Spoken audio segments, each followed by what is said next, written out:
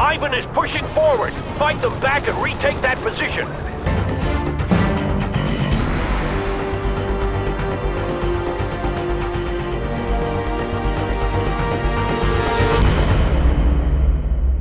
World in Conflict is a tactical RTS developed by Massive Entertainment. The game has one of the best stories of any RTS I've played, and a unique gameplay system that I haven't seen anywhere else before or since. Before going on, it's important to mention that we'll be looking at World in Conflict Soviet Assault, instead of the original World in Conflict.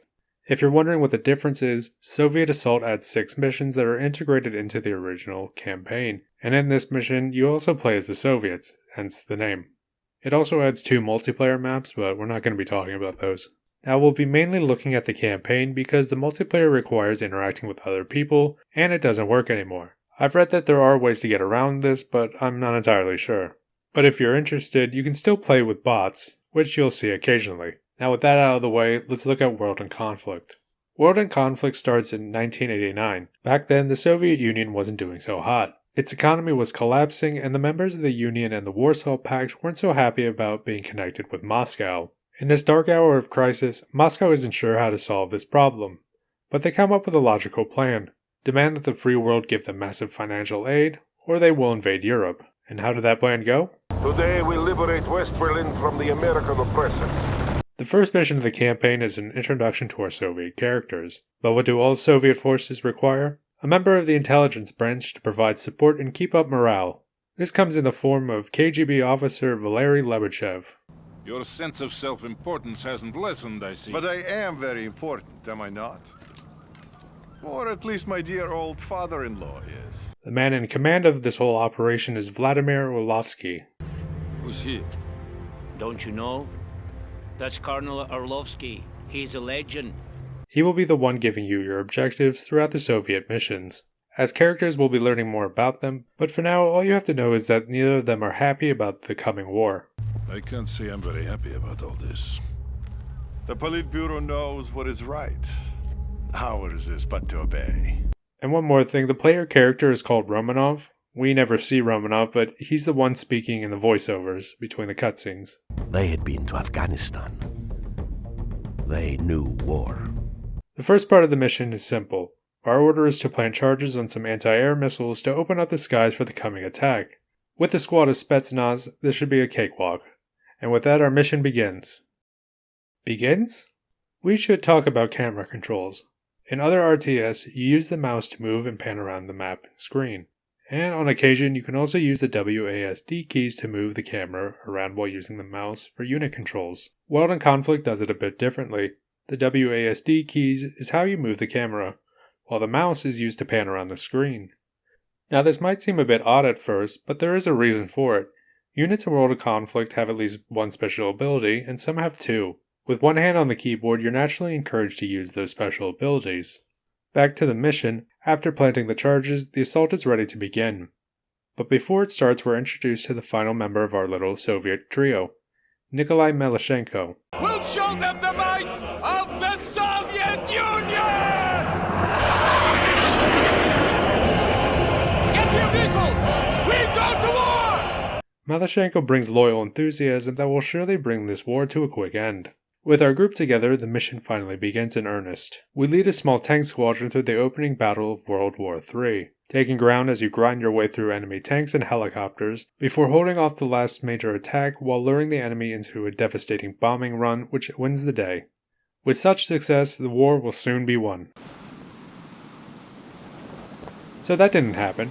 In an attempt to break the stalemate of the meat grinder that is Europe, the Soviets launch a sneak attack on America itself.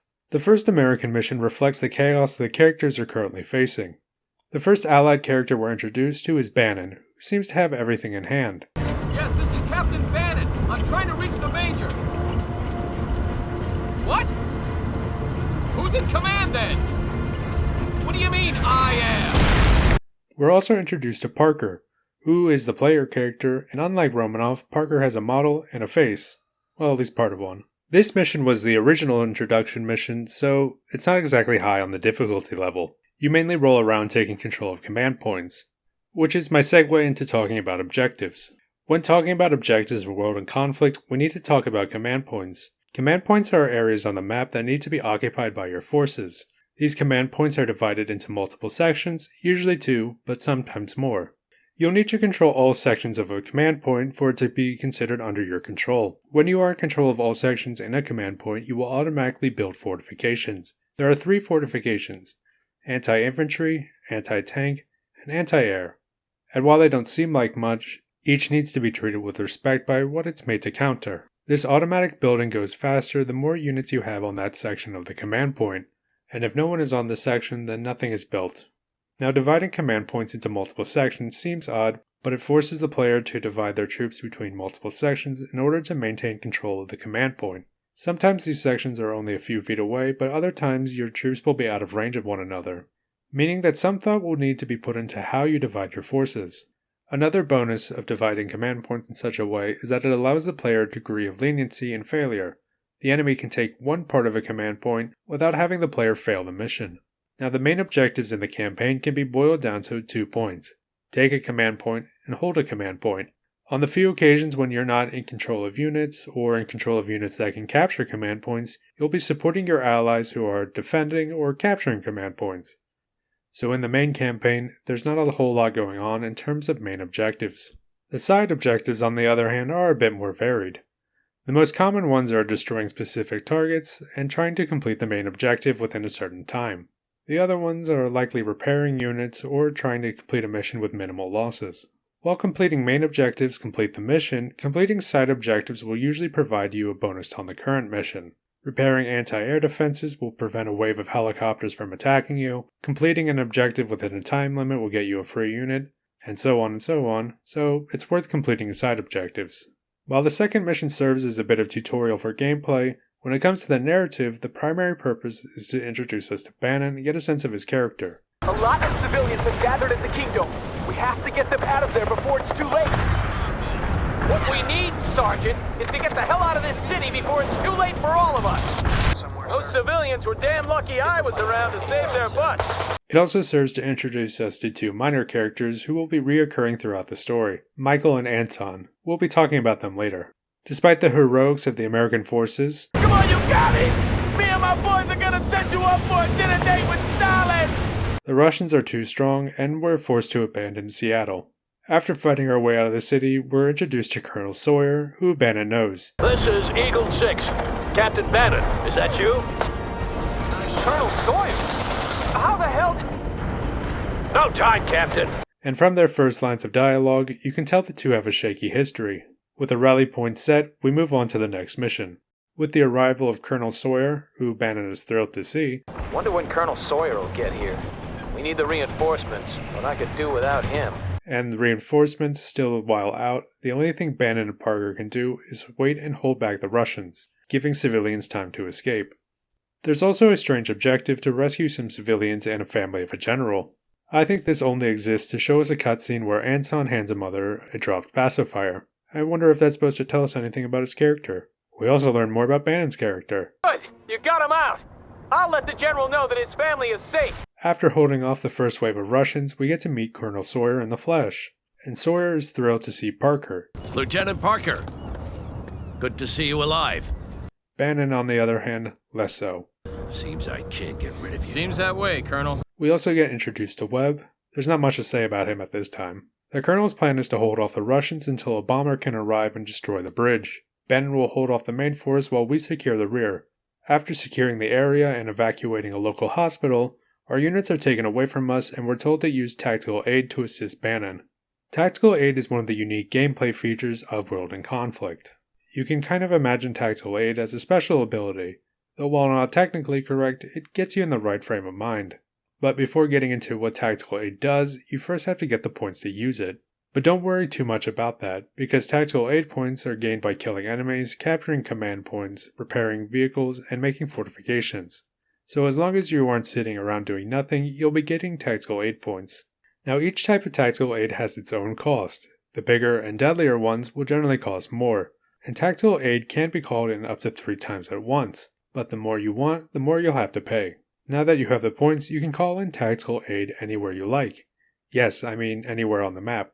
As tactical aid comes off map, there's no limits to where you can deploy it, but before you call it in, you should take into consideration the time delay between calling in the tactical aid and when it lands, meaning you'll either have to know where your enemy will be or call in tactical aid on where the enemy is consolidating or on command points. The other point to take into account is recharge time, as some are longer than others.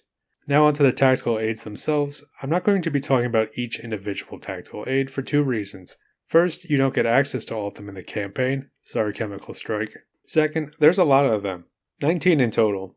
And again, you don't get access to all of them in the campaign.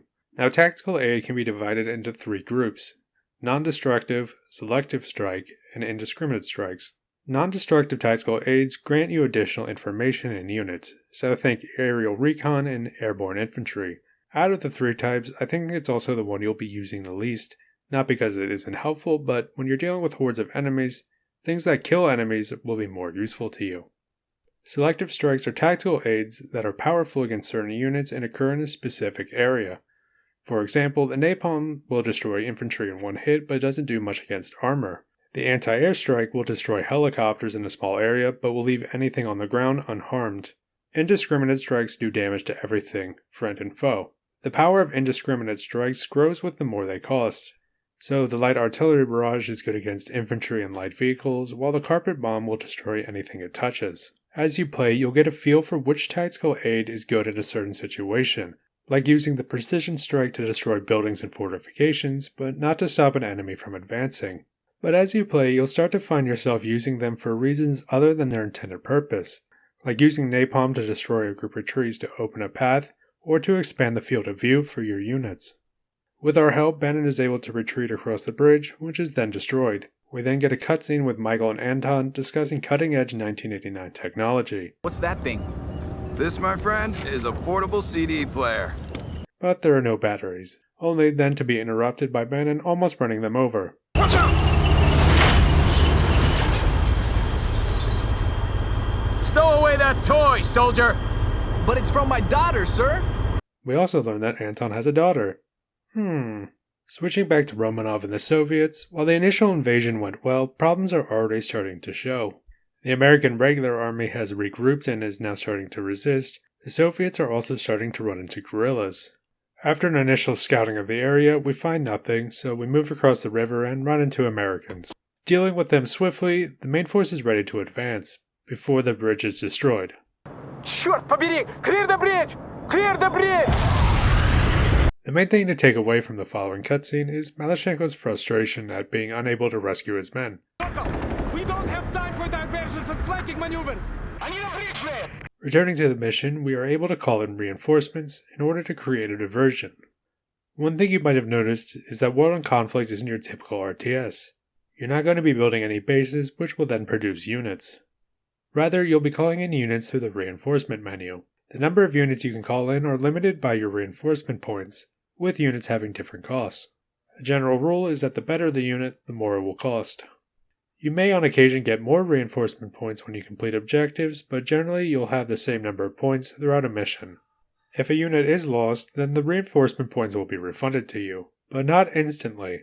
Instead, it will trickle in, meaning that you'll have to deal with less troops for a short while. And once you call in your reinforcements, then you'll have to wait for them to be deployed. It only takes 20 seconds, but when you're being pressed hard, that delay might mean the difference between victory and defeat.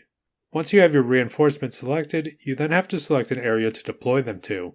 Your drop zone is indicated by green on the grid.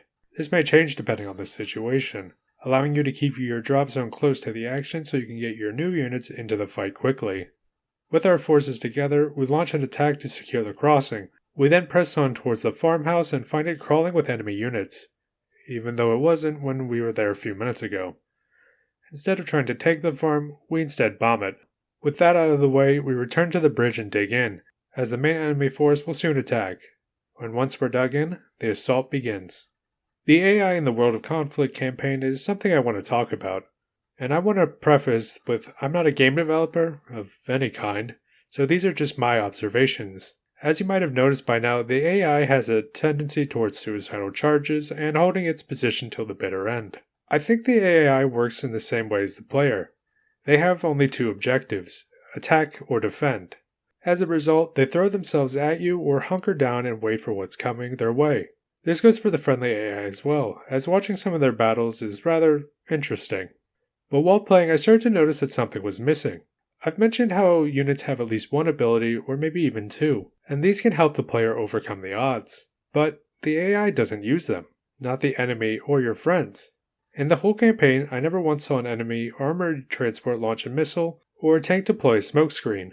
Now, I was wondering if the AI even has the ability to do such a thing, and it turns out they do, but only the multiplayer bots. Yeehaw! The old West is ours. There, they're popping off their offensive and defensive abilities like crazy, and it made me wonder why they weren't in the campaign. And the reason I think they did it is to strike a balance between the narrative of the game and the gameplay itself. A core tenet of the campaign is always being outnumbered, a few units doing everything they can to hold back a horde of enemy units. Now imagine if an endless horde could use abilities. In the campaign, you'll see that your light tanks generally have the ability to punch above their weight class thanks to their missiles. Now imagine hordes of light tanks and armored transports bearing down on your handful of tanks. If this was a horde and the AI could use their abilities, then I don't think the campaign would be beatable. The sheer amount of missiles would probably rip you to shreds. Now if you weren't up against a horde, then it would be difficult to say that America is under a serious threat when there's only a few tanks running around. Now recall that the way you get your reinforcements is through reinforcement points, and when a unit is killed, you get the points back, but not all at once. You have to wait for them to gather enough points before you can call in the unit, and then when that happens, you have to wait for them to be airdropped in. And if you want to call in any more, you then have to wait 20 seconds. That's if you have the points for them. Now go through all that while trying to keep a command point from being overrun. And I'm not saying a human couldn't do it, and there's some crazy talented people out there, but I don't think a friendly AI could do it. Remember that there are times where the only thing you can do is call in tactical aid. Do you think they could survive an endless onslaught like that? So the AI was dumbed down and their numbers increased to compensate and make the battles bigger and more intense. And I think it worked, because some of the most intense moments of the game are when the enemy is throwing everything they've got at you and you're doing the same. So after holding off the main force, we lead a counter assault and push the Americans back and take their positions. And the mission's over. Back to the Americans, we learn a bit more about Bannon. Yeah, and you guys turned and tail and ran, and that's what we get with a bunch of spoiled brats defending our country. But we also get our first hint at what happened between Bannon and Sawyer. First, that business in Europe, and now you can't even hold your ground when the commies are in your own damn backyard. After Seattle, Sawyer has led his men to a small town called Pine Valley, planning on linking up with reinforcements there. But before that can happen, we have to take the town, as Russian airborne troops had moved in and secured it first. And the town has to be taken fast, as the main Russian force is closing in behind us. After securing the town, we dig in and wait for our reinforcements, who are delayed, meaning that we'll have to hold off the Russian main force by ourselves for a while. The lines hold for a while, but Bannon is soon overwhelmed and forced to retreat to the town square. With him out of position, everyone else is forced to retreat as well. With everyone gathered in the main square, the Russians are pushing hard, and it's only a matter of time before we're overwhelmed and destroyed. But salvation does come in the form of 16-inch guns at the USS Missouri.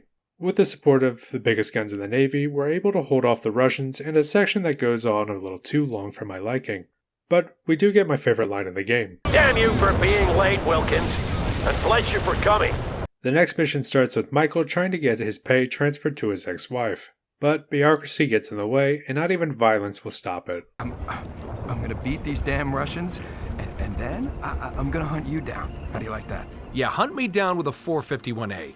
And I need it in triplicate, Corporal. Not having enough men to mount an attack, the only thing the army can do is wait and see what the Russians are planning. Their intentions become clear when they attack east towards Fort Teller, the home of the Strategic Defense Initiative.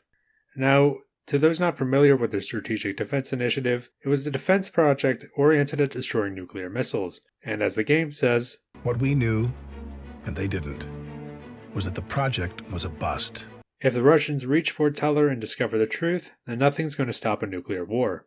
So we head into the mountains to delay the Russian advance while Bannon is sent on his own mission to destroy a bridge, while we, along with Webb, have to fortify the fords along the river. After securing them, Webb replaces us and we head on to secure the only bridge in the map. After fortifying it, we dig in to hold off the Russian advance and wait for Bannon to return. As you might have seen by now, there's a lot of vehicles rolling about in World of Conflict, so let's take a second to talk about them. There are 4 different classes of vehicles in World of Conflict, But looking specifically at the armored, there is the armored transport, light armor, medium, and heavy tanks. The armored transport does what it says. It's an armored transport, which allows you to quickly move infantry around the battlefield with protection. It can take on infantry, helicopters, and light vehicles with ease, but for anything tougher, you'll be needing its offensive ability, an anti-tank missile. These will be your workhorses through the early campaign, so you better get used to them. And here will be a special mention for the amphibious transport, which you'll see a lot of, especially in one mission, but you only get to use them once in the campaign, in the penultimate mission, so there's not much to talk about here. Moving on to tanks, the light tank is a step up from the armored transport. Kind of. The light tank is a scout tank, having low armor and high speed. It's not going to win a 1v1 versus tougher tanks, but in a group with its offensive ability and anti-tank warhead, it can do some damage, so you'll either be using a lot of them or none of them. The medium tank is a good middle-of-the-road tank. Good armor, good speed. Its real use is its offensive ability, an anti-infantry round that can kill an entire squad in one hit, if you aim it right. If there aren't any meatbags running around in the open, then you can use it against light vehicles. Finally, we come to the strongest vehicle of all, the heavy tank. With high armor and low speed, the heavy tank is capable of taking on any ground vehicle that it comes across. Its offensive ability, a high explosive shell, allows you to destroy light vehicles even quicker. Apart from other heavy tanks, the only counters to it are the heavy attack helicopter or the anti-tank squad dug in. The heavy tank also has a feature that's less talked about. It has the ability to hit units from a pretty decent range. Given the maps you'll be fighting on during the campaign, it's a feature that you won't be seeing that often. Armor will be the heart of your force throughout the campaign with the exception of a few missions. You'll be unlocking heavier classes as you progress throughout the campaign. When using tanks, you have to keep an eye out for their natural predator, the helicopter. Tanks do have machine guns which they can use against helicopters, but as the wiki puts it, the damage of the machine gun is so low that you might as well not bother. So if you want to keep helicopters away from your tanks, then you'll need to support them with anti-air units. Now there's one other thing to keep in mind about tanks. They have directional armor, meaning that facing your front towards the enemy is important while keeping them away from your back. Now I bring this up because the enemy will be throwing themselves at you, and some will eventually make their way through your lines. And when you order your units to attack a specific unit, your units will spin around to face their front armor towards the enemy. So you better be careful when targeting enemy units, else you'll show your rear to everyone looking to kick it. After holding on for as long as we could, Bannon is still nowhere to be seen. With the enemy pushing hard, we're about to blow the bridge before Bannon arrives and smashes through the enemy rear. With Bannon here, the Russians are pushed back for now. We destroy the bridge and fall back towards Cascade Falls, the doorstep to Fort Teller. Switching back to the Soviets, we are shown Lebedev interviewing Malyshenko about the status of the invasion. Things are going well, but Malyshenko has some hesitations. The promised uprising of the proletariat has yet to occur, and the guerrillas are becoming more bold with each day, though Malyshenko does have a plan for the guerrillas. And you are proposing? It is simple. For every ambush, we execute 10 random civilians. They will soon cease their attacks when they realize the price they must pay. Despite all the problems they're facing, Romanov tells that their group has it easy, being in the countryside, and tells that a large portion of the Russian forces are heading towards a town in the mountains called Cascade Falls. Even though their company is supposed to have it easy, we see the damage and frustration the guerrilla attacks are causing. The guerrillas will be dealt with according to plan. But it won't be enough! These are my men lying here! Malyshenko pushes for reprisals, but Orlovsky is against it. His idea has some merit. I will not be privy to wholesale slaughter of civilians just so he can satiate his need for revenge. Only a few weeks into the invasion, and Orlovsky is already having doubts about if it will succeed. You don't believe in this, do you? You don't think we belong here? Do you? Our goal in this mission is to capture a local guerrilla leader. But first we have to destroy local anti-air to allow for additional reinforcements. Due to the anti-air and the bulk of the Soviet forces being directed at Fort Teller, at the start of this mission we're only allowed infantry. In other RTSs, infantry would be one of the first units given to the player, but in World in Conflict, infantry really doesn't play that major of a role. I believe that's partly to blame because of the focus on vehicles. As a result, infantry is a mix of squishy and tough while being a mix of useful and useless. Infantry out in the open are walking bags of meat, susceptible to bullets, bombs, shells, tires, and treads. The infantry's strength comes from their ability to take cover in forests and buildings, but getting them into cover requires the infantry being out in the open, where they're squishy meatbags vulnerable to the world. This brings us to the most important infantry ability, sprinting. For a short time, the unit moves more quickly, allowing them to get to cover before they're cut apart. If they are hurt, the infantry can heal themselves when they're out of combat, and if they have a medic in their squad. They can also recover lost units anywhere in the field, so long as there's at least one member of the squad still alive. The downside being that they have to remain still while waiting for the reinplacements to be airdropped in, but together this means that infantry can operate behind enemy lines with a fair degree of independence. As mentioned, keeping infantry in cover is the best way to make sure they stay alive. As mentioned also, there's only 2 types of cover, and each comes with its own set of pros and cons. Starting with forests, the size of the forest allows the units to move along them, staying in cover as they move. Depending on the map, they can use their sprint ability to move quickly between forest clusters. Once in the trees, the infantry can fire on enemy units and remain concealed. But once spotted, they can stay in place for only a short while until the trees are blown away. But once their cover is gone, they're gone with it. So keeping an eye on them is a must. The main disadvantage of forests is their vulnerability to tactical aid. Napalm will be used most often to get rid of the trees and kill the infantry along with it. Another disadvantage is that the enemy can be in there with you. And as mentioned, trees are good cover, so if they do encounter anyone, it will be down to them to take care of it. Buildings are the other type of cover, and their main strength is the strength of the building itself. To destroy the infantry requires the complete destruction of the building, so no storming it or getting lucky with a shot. This is either a blessing or a curse, as buildings have different levels of health, so if you get the choice, choose a bunker over a tent. But this is all moot if your enemy has enough tactical points to call in a laser-guided bomb, which destroys buildings in one hit. Some buildings can be garrisoned by multiple infantry squads, making them into a fortress, until the building is leveled. There are 4 types of infantry available to the player. Technically 5, but we'll come back to that 5th one. Out of the base 4, there is the rifle squad, the anti-tank squad, the sniper, and demolition team.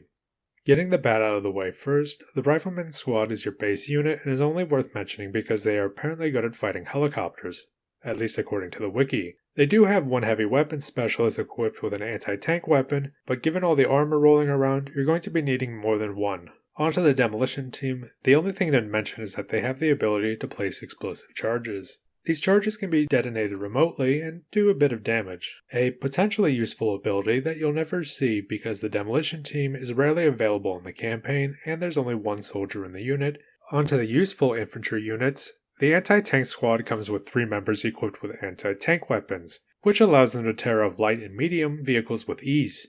For heavier armor, you're going to be needing multiple squads or an enemy patient enough to sit and wait for you to destroy them. Finally, we come to the last unit, the sniper, whose ability to one-shot enemy infantry from almost any distance makes all other infantry dead men walking. There is only 1 of them per unit, so keeping them in cover is a necessity, as they are effectively useless against vehicles, tanks, and helicopters. And if your sniper does run into someone and is out of the range of support, then, as the wiki suggests, just try to run away and hope you make it far enough.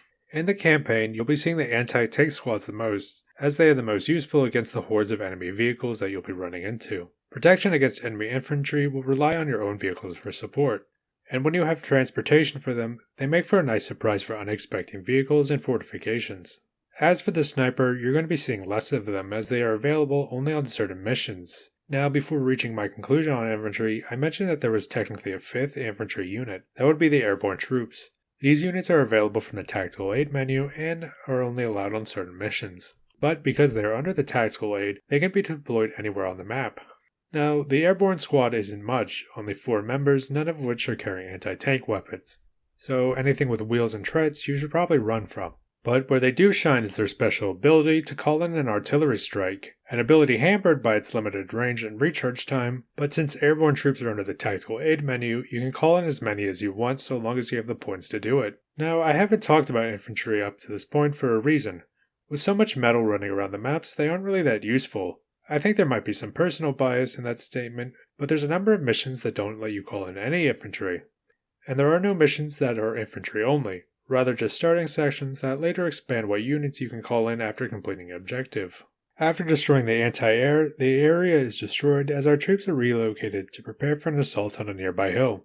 Assaulting the hill, we take it and hold it against enemy counterattacks. Once the hill is secure, we assault the main enemy base, where the guerrilla leader is hiding. Securing the base and the guerrilla leader, we then have to dig in and await a helicopter to come, which will extract the leader from the area. Once the leader is taken away, Orlovsky calls Malashenko, but... Comrade Colonel, the captain is unavailable at this time. What? Where is he?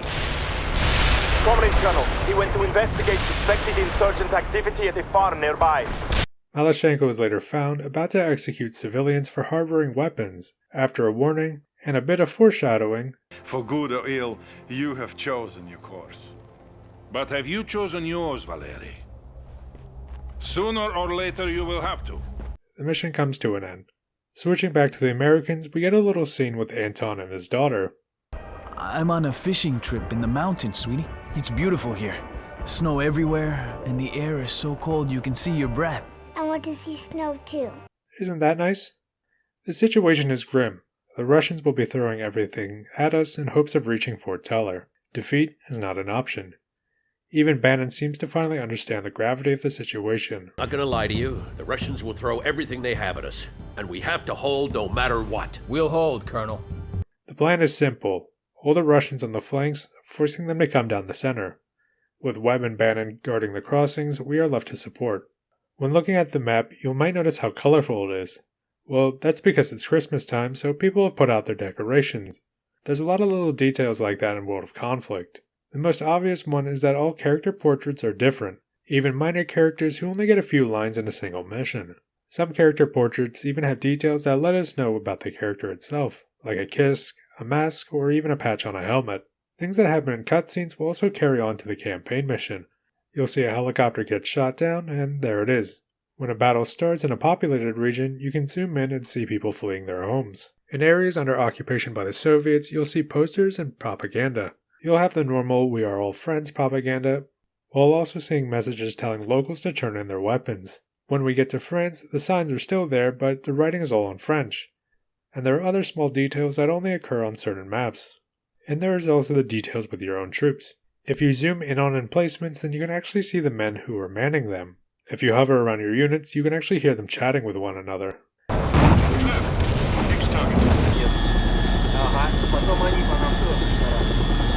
It's a lot of small things like this that add up to make the world feel real and lived in. Of course, realism is broken when stuff goes flying into space or you see a Humvee push the wreckage of a tank out of the way, reminding you that it's a game, but if your units couldn't move wrecks, then they'd probably actually be trapped on some missions. After digging in next to Webb and supporting him through the initial attacks, we are forced to divide our forces to support Bannon as well. So, the next part of the plan goes into motion. We pull back towards the center, falling back as far as we can, luring as many Russians as we can into the trap. When the moment is right, Sawyer gives the word and a group of bombers carpet bomb the area, smashing the Russians. Our forces then counterattack and drive the Russians out of the town. We dig in as we hold off confused attacks by the Russians. On the verge of victory, hope is then snatched from us when we discover fresh Russian troops are on their way. Too many for our forces to hold off. There is only one option left. I've been authorized to call in a tactical nuclear strike on the Soviet formations. But there remains one problem. If we all start running, the Russians will suspect something. Somebody has to stay behind. I've talked to the men, sir. We'll do it. Once our forces are out of the blast area, we get the order. Captain, I'm scared. Yeah. Me too, Thomas. We're doing the right thing. They'll remember us for this.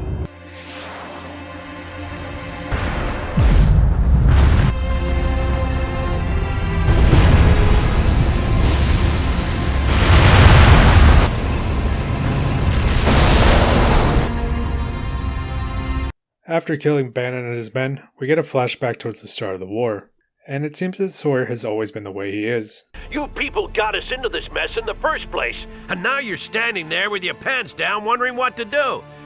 Now, that's what you get with a bunch of sycophant bureaucrats making all the decisions.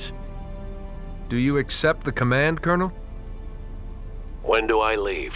In the aftermath of the surprise Soviet attack, they followed it up by leading an assault in southern France. It falls to Sawyer to lead a combined American-NATO force to drive the Russians out. We also get to meet a younger Bannon. Captain Bannon reporting for duty. Ready to kick ass and take names, sir. You're an hour late, Captain. I'm sorry, sir. I got held up by this girl in the village. Your excuses don't interest me.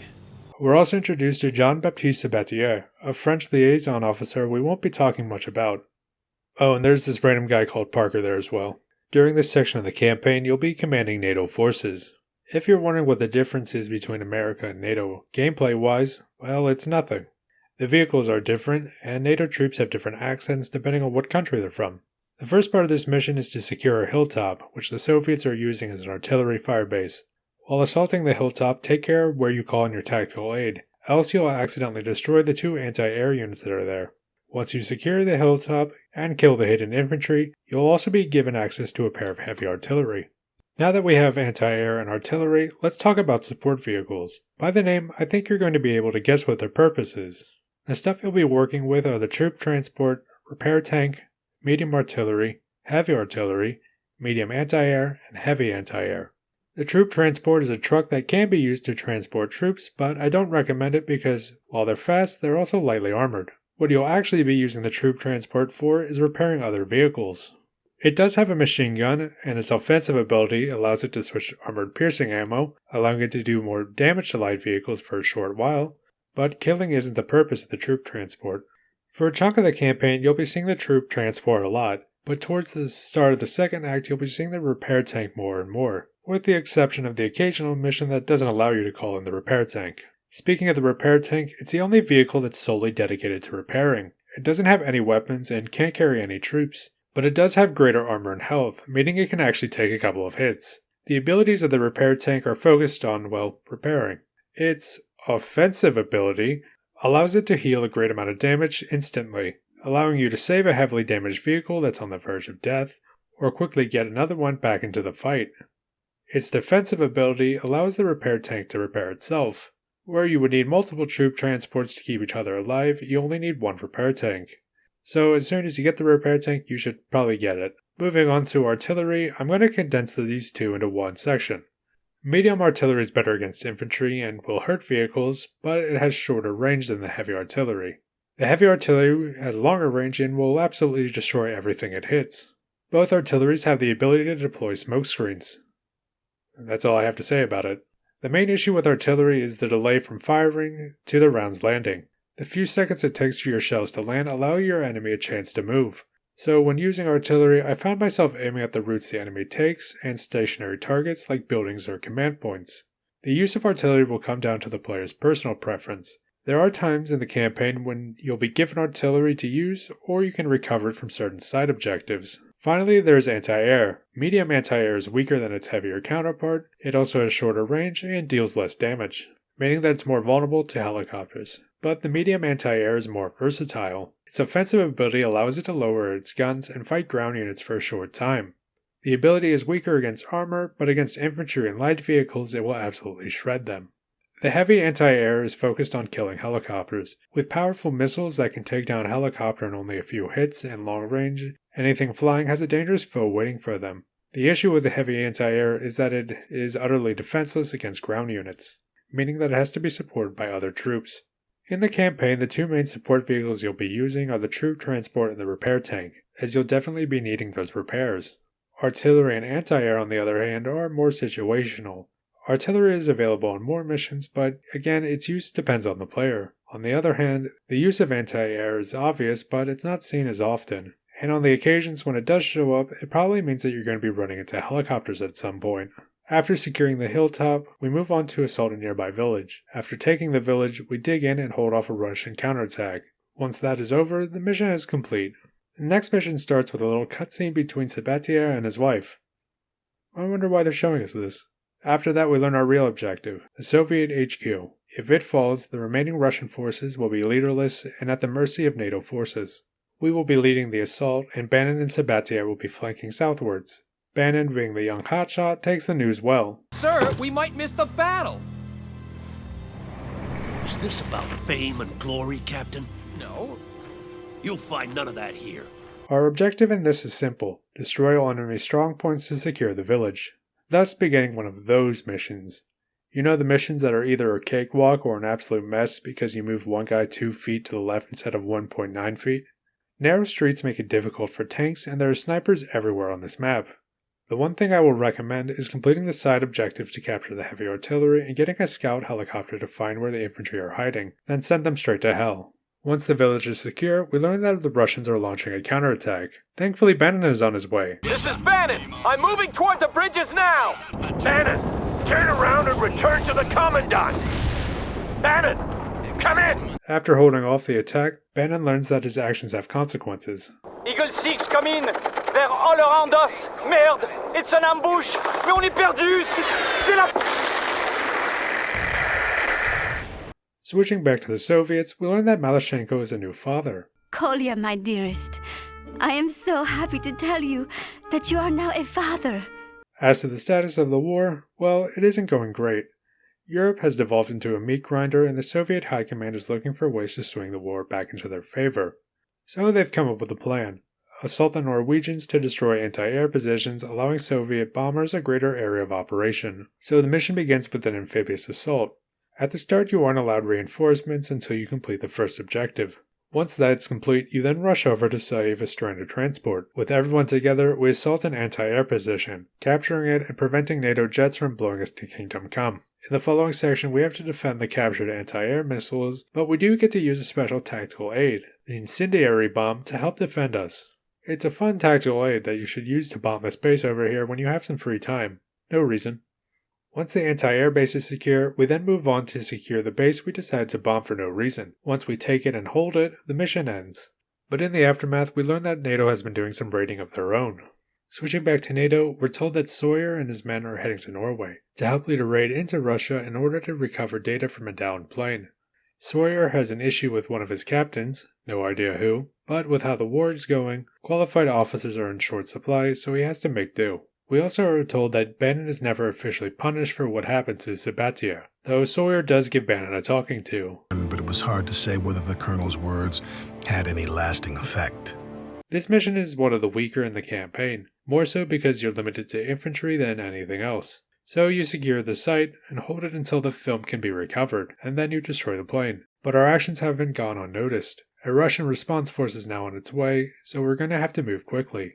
We then learn that the pilots are being held in a nearby apartment complex, so we move first to prevent the Soviets from taking them away by train, before we move on and search the buildings for them. Once the pilots are secure, Bannon launches an attack to delay the arrival of the Russian main force. Something's not right! Didn't you hear me, Corporal? Fire! On the way! Cease fire! Cease fire!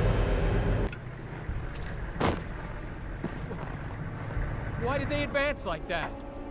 How are we supposed to know? I've been trying to reach you. What the hell happened here? Sir, we just... You just what, you idiot? Did you kill these people? I thought they were attacking and... With what? With broomsticks? I'm going to be talking about Bannon later, but for now, we push on and secure our exit out of the area. Before the mission starts, we get a look at Bannon's state of mind. Wish I could come home, Mom. I thought I'd do some good here, you know? Something Dad would have been proud of, but it's all just kind of screwed up. In the aftermath of the previous mission, we learn that the spy plane had discovered a large buildup of Russian subs in a nearby port. From the numbers there, it's clear that the Russians are planning something big, and we have to stop it, but our support will be limited. And to add to the pressure, we learn that the 3 submarines that are currently tied up are in the middle of being refueled, so we have a time limit as well. With our limited support, we call in 4 heavy tanks and promptly storm the first submarine, while Bannon is struggling to get the second. You can call in infantry in this mission, but I don't recommend it. There's a lot of snipers running around, and not many places for your infantry to take cover. So you take control of the first submarine, dig in, and hold it for a while. While Bannon... The 6. The second submarine is leaving. I repeat, the second submarine is leaving. Damn you and your incompetence, Bannon. So we move on to take control of the third submarine while Bannon takes up blocking positions in an apartment complex nearby. After taking control of the submarine, we dig in and hold it until we get a new objective. We have to plug that hole at the residential area. I want you to retake Bannon's former position and then hold. After defending the apartment complex, before everyone regroups at the first submarine. There's nothing really interesting that happens on this mission. In the aftermath of the mission, we learn that the Soviets are planning an attack on naval ports along the east coast of the United States, and we're being recalled to help protect them. And when we get there, Bannon will have to answer for his actions. Switching back to the Soviets, the news of the NATO attack on the submarine base had shaken our Soviet friends. Malyshenko in particular is eager to get revenge on NATO for staining the Russian motherland with their feet. And that chance for revenge will soon be coming, as a NATO force is on its way to liberate a prison camp, and we're there to stop them. But before the battle begins... They're dead, Kolya. She and your daughter. Killed yesterday when the Americans raided Serbryansk. I'm so sorry. Sorry. You're at war. They died for the state. They died for socialism. I'm proud. I'll be talking about Malyshenko later. The first part of the mission is us supporting Malyshenko with artillery strikes. We do this for a while until Malyshenko is overwhelmed and forced to fall back on the camp. As we do our best to hold off the constant assault, a squadron of helicopters arrive to provide support.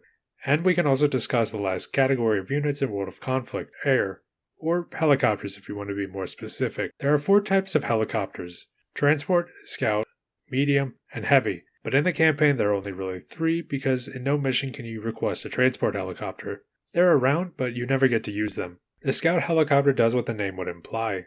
It scouts. It's the weakest of all helicopters in health and weaponry, but does come with the ability to detect infantry in forests and smokescreens. But since this is the campaign, the latter is useless. The medium helicopter is focused on destroying other helicopters, and with their offensive ability they can knock them out in only a few hits. They do have the ability to take down infantry and light vehicles, but for anything tougher you're going to be needing the heavy helicopter. Where the medium is focused on the sky, the heavy is focused on the ground. Their offensive ability is an anti-ground missile that does a lot of damage. You only need 2 of them to destroy a heavy tank. But in missions where you get helicopters, they'll be focused on destroying enemy anti-air vehicles. When no one is shooting deadly missiles at you, they will instead fire smaller, less deadly rockets that still chew through vehicles with ease. Now, all helicopters have the defensive ability to deploy flares to throw off incoming missiles, an ability that's useful against half the anti-air systems. Helicopters work best in groups, with mediums keeping the skies clear while the heavies deal with ground targets. Now, helicopters have a major flaw. They can't capture command points, which is an issue in a game whose objective system is based around the capturing of command points. And I believe this is the reason you don't get to command them that often in the campaign. But in the missions that are focused around helicopters, you're usually using them to assist in capturing and or defending a command point. They aren't seen that often because they aren't the core of your army, because they can't be. You need someone on the ground to capture command points. So with our helicopter squad, we move around the map eliminating units that are trying to take the main camp, and once that's done, the mission is over. Switching back to the Americans, we get our first canonical look at Webb. Webb had been sidelined because of a knee injury, but Sawyer is using his rank to bring him back in and replace Bannon. At least that was the plan. We then get a cutscene that will be muted because it has copyright music, but it appears that something big is going down in New York. I'm also going to recommend that you go look up the cutscene on YouTube because it's a pretty impressive cutscene and I think it's the reason the whole mission was made. Because narrative-wise, apart from a few lines, this whole mission doesn't affect the story at all. Also, if you were wondering how the Soviet attack went, it didn't do much damage due to having reduced numbers, and everybody was warned about it coming. The goal of this mission is to liberate Liberty and Ellis Islands in New York City. A group of Spetsnaz have taken control of the islands and are threatening to unleash a chemical weapon on New York City if America doesn't withdraw from Europe. This mission is all about helicopters. You're supposed to be supporting land troops by flying around and eliminating specific units, but because of how the AI works, you're probably going to be doing most of the work yourself. As to those few lines of dialogues that are relevant to the story, Parker, I got your request for leave to visit your family in Seattle. Think Bannon would like it up there? I'm sure I can find a supply depot that needs a desk jockey. Also, this mission takes place 1 week before the invasion of Seattle. We're holed up in a small town called Cascade Falls, and it looks like there's going to be a big battle tomorrow. Commies are coming at us with everything they got, and we can't let them through, because if we do, it'll all be over. I wish I could explain, but it's kind of a secret. I'm going to do good tomorrow, though. God knows I've screwed things up before, and I probably should have stayed out of the army in the first place instead of signing up because of what I thought Dad would think. Well, that doesn't really matter now. Tomorrow, I'm gonna do good. No matter what it takes. Take care, okay? Bye, Mom. I love you. At the start of this video, I said that World in Conflict is a top candidate for the best story in an RTS, and the story of Bannon is an example of why it's so good. While other RTSs focus on the conflict, World in Conflict focuses on its characters. It doesn't skip out on the conflict, but it takes time to show the cost of the war off the battlefield. A man trying to get money to his ex-wife, a father lying to a child, a wife longing for her husband, a father being told his wife and daughter have been killed. On to Bannon, he joined the army to make his father proud. I don't know how much to blame Bannon for what happened to Sabatier or the innocent in Russia, but in the end, he and his troops sacrificed themselves to stop the war from going nuclear. Does such a sacrifice forgive the crimes? A question I leave for wiser minds to consider. On to the mission. After Cascade Falls, everybody fled from the fallout, and the EMP knocked out communications. As a result, it devolved into everyone fighting for themselves against the remains of the Soviet attack. Our objective is to make it out of this blasted wasteland and link up with Sawyer. And thus we start, in my opinion, the worst mission in the campaign. In this mission, you're supposed to be in a supporting role, healing Webb's troops, which you have to do else you fail the mission, while Webb deals with the enemy attacks. But Webb takes his time dealing with the enemies and doesn't always position his troops well, so you're going to be finding yourself doing a lot of the fighting as well. Also, Michael and Anton are still alive. You! I just wanted that fancy new CD player of yours! Oh, the hell! With the bulk of the Soviet forces destroyed in the assault on Cascade Falls, the story has to ramp up the tension. The Chinese invasion fleet was steaming towards Seattle, planning to use the Russian beachhead to get ashore. With this new threat, America has few choices. Pull 2 divisions from Europe and send them to retake Seattle before the Chinese arrive. But then we lose Europe and the war. What's the other option? Wait until the Chinese come ashore. Then hit them with a B-83 strategic nuclear device. And as we've already seen, the nuclear option isn't some distant threat. If China arrives on the mainland, then there's nothing to hold them back, so the recapture of Seattle becomes priority number 1. As a result, Sawyer is pushing the men harder than he has ever before. The events of Cascade Falls having a greater effect on him than anyone else. When I'm forced to sacrifice a company of my men and drop a nuclear weapon on my own country, call it a goddamn failure. Because of our time constraints, we have to take the town today, and Sawyer is going with a direct method. I'm gonna lose a lot of men on the frontal attack. Maybe if I flanked around to the north. No time for that now, Webb. Commence the attack at once. As Webb attacks from the front and... I just lost 2nd Platoon and the bridge collapsed in the artillery barrage. Please advise, over. Take the initiative, damn it. Move your company north and flank around from there. Roger that, sir. So Webb then flanks north and we flank south, taking first the church, then the south side of town where we are primed to move across the bridge. Damn it, another bridge down. You'll have to find another route, Parker. Move east by the sawmill. So after taking the sawmill, we unite with Webb, surround the town, and destroy the last of the Russian defenders. We then switch to the Soviets for their last mission.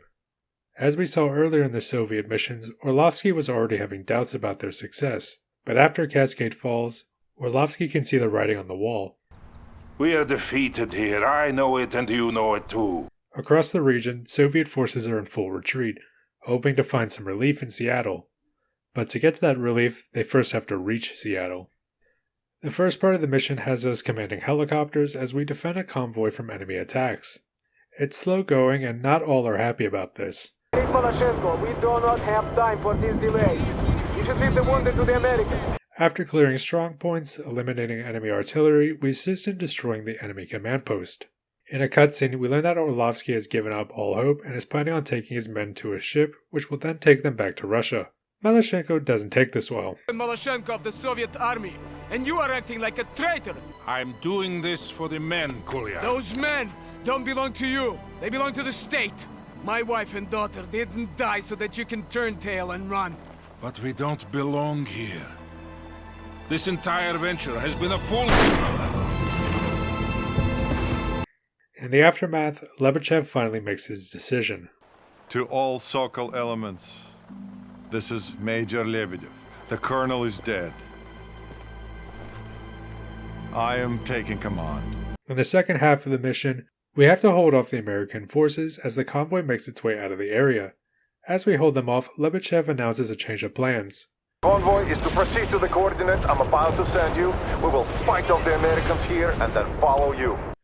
However, Malashenko, who is raced off ahead, misses the change.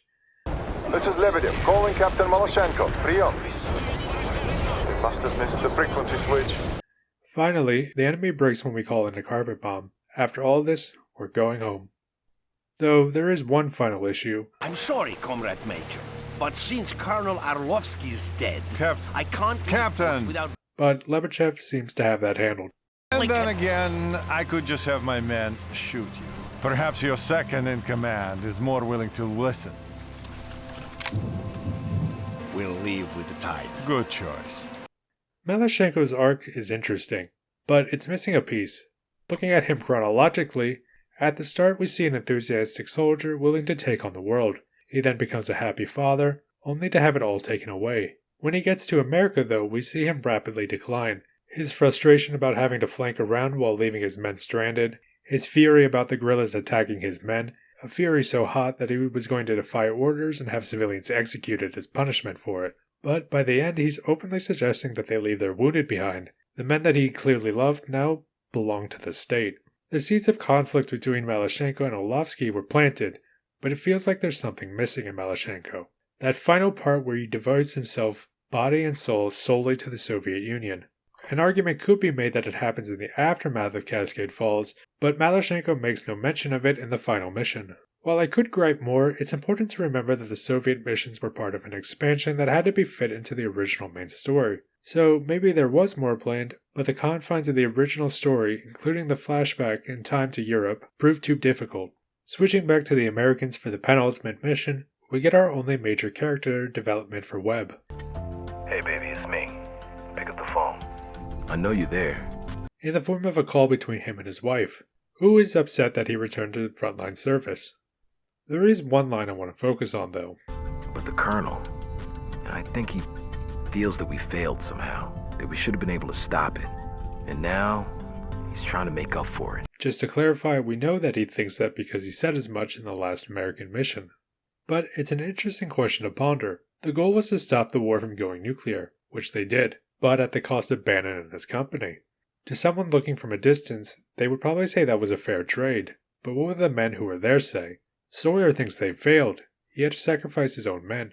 Webb on the other hand doesn't, but he and his men survived. Another question for minds wiser than me. The goal of this mission is to take some islands in Puget Sound. And if you don't know what that is, that's the waterway that connects Seattle to the Pacific Ocean. On the island, the Soviets have set up some anti-ship missiles, which, when captured, will be used against the coming Chinese fleet. I'm going to be honest, I think this mission is filler. It has no impact on the story except for one scene.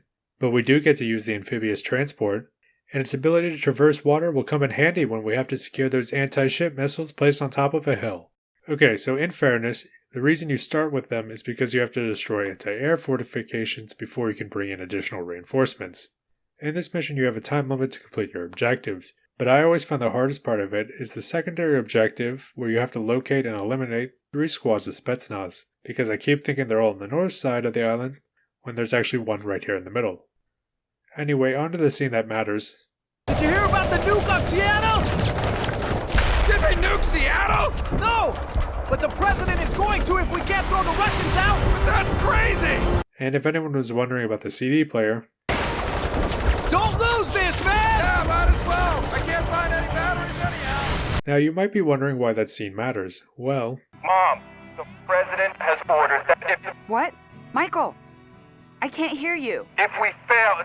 Damn it, just try to get out, Mom. No, Michael. You won't fail, whatever it is. We're on to the final mission. Our objective is clear. Retake Seattle before the Chinese arrive, no matter the cost.